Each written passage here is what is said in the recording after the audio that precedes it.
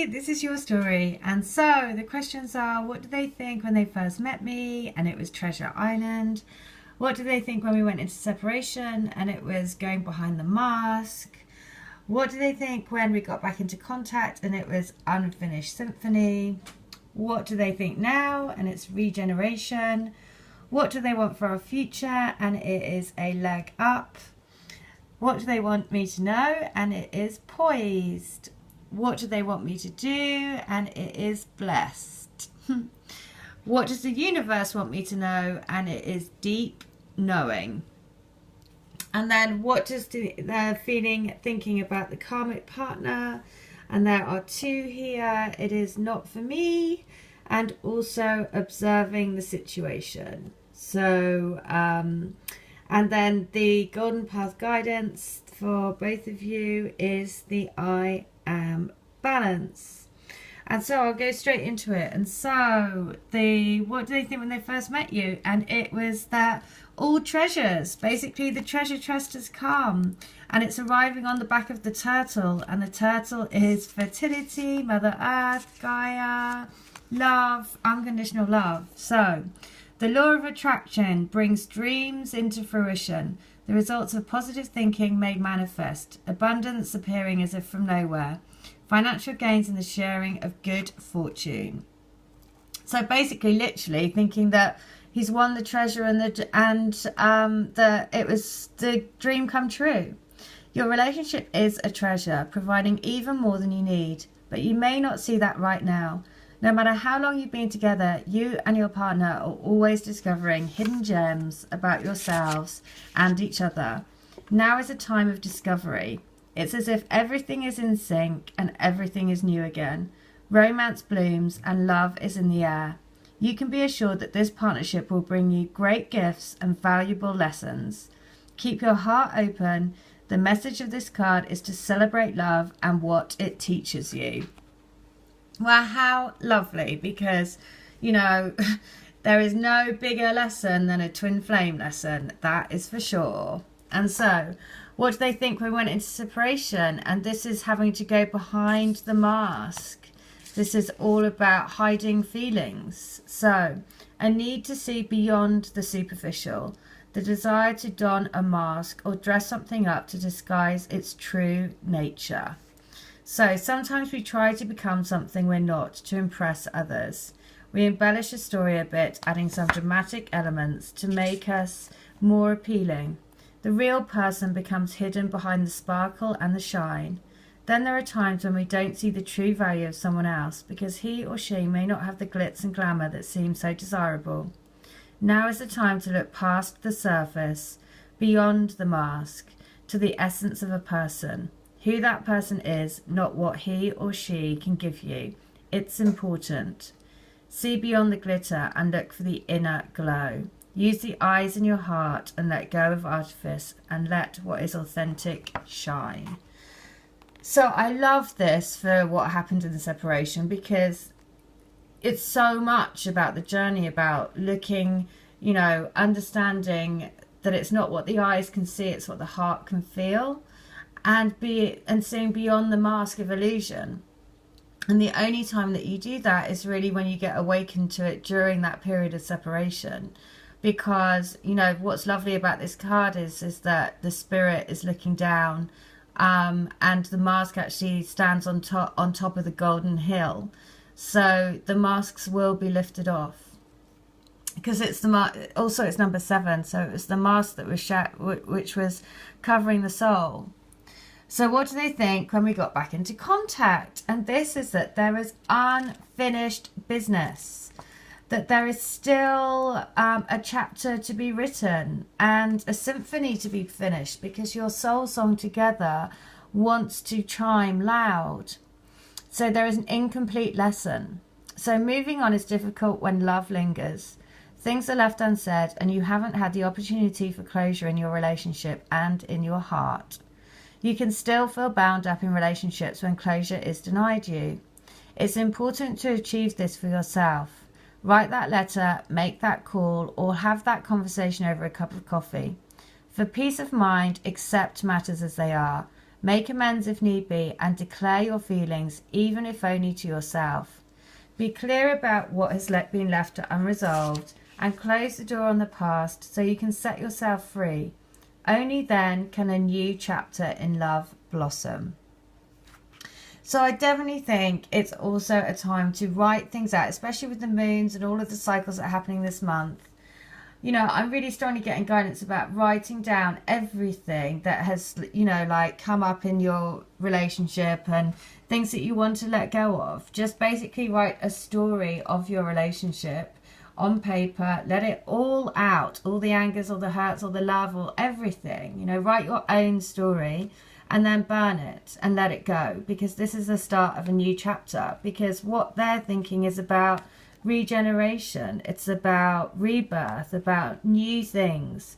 So in order to create the new, though, you have to let go of the old, and so that is definitely what needs to be let go of.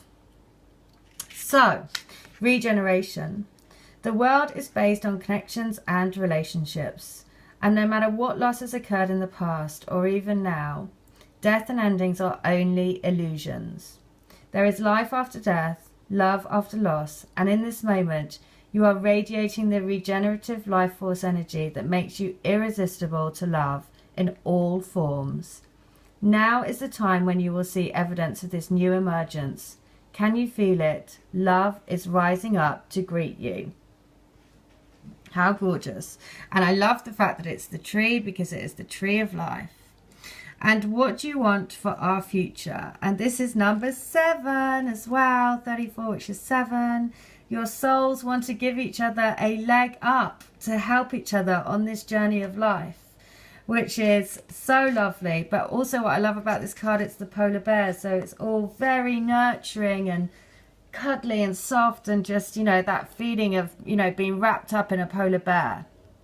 So relationships that are healthy thrive on interdependence. It's important to recognize that you need others as much as they need you. You must allow people to support you just as you are there for them. This is a time to be vulnerable, to speak up about your needs, and to ask for them to be fulfilled. Trust. You will be met with kindness and love. Don't expect others to read your mind, though.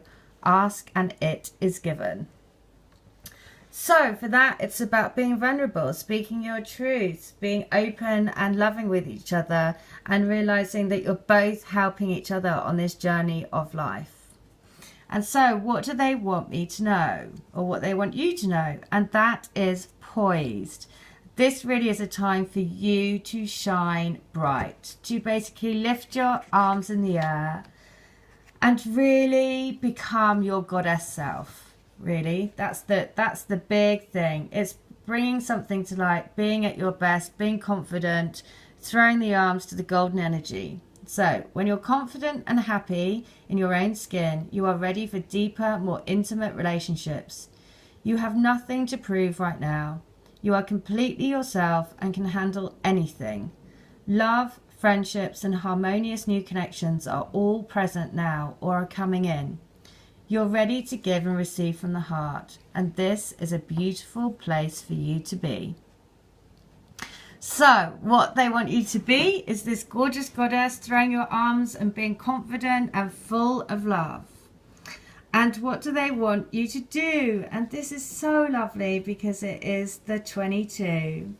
Something wonderful that is unearned and unexpected,